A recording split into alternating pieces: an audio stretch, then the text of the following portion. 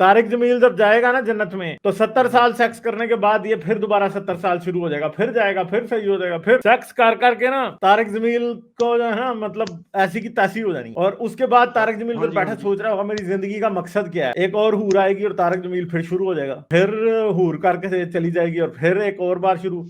तो असल में जन्नत में ना जिंदगी का मकसद सोचने के बारे में, जन्नती जिंदगी का मकसद सोचने के बारे में इनके पास कोई वक्त ही नहीं होना। पहले ये हूरों के पीछे पड़े होंगे, जब ये हूरों से तंग आ जाएंगे तो फिर एक दूसरे के पीछे पड़ जाएंगे, ठीक है, फिर एक दूसरे से तंग आ जाएंगे तो फिर पता नहीं किसी और के पीछे चढ़ जाएंगे, हूरों के बाद सूरों के बाद पता नहीं किस किस के पीछे चढ़ जाएंगे। तो फर्ज करें कि जन्नत की जिंदगी है भी हमेशा की है, म- तो जन्नत की जिंदगी में जब 2 खरब साल गुजर गए होंगे तो 70 हूरों के साथ कितनी बार सेक्स किया होगा इनका? ये तो बस सेक्स ही सेक्स हो रहा होगा जन्नत जी। में। अब सोचने की बात है कि इन्फिनिट जिंदगी में सेक्स ही सेक्स अगर करना है तो फिर जिंदगी का उसका मकसद क्या है? इस दुनिया की जिंदगी का तो मकसद है, जन्नत की जिंदगी का क्या मकसद? अल्लाह का दीदार हो जाएगा, अल्लाह का दीदार हो गया तो बस बस फिर मकसद पूरा हो गया, उससे आगे क्या?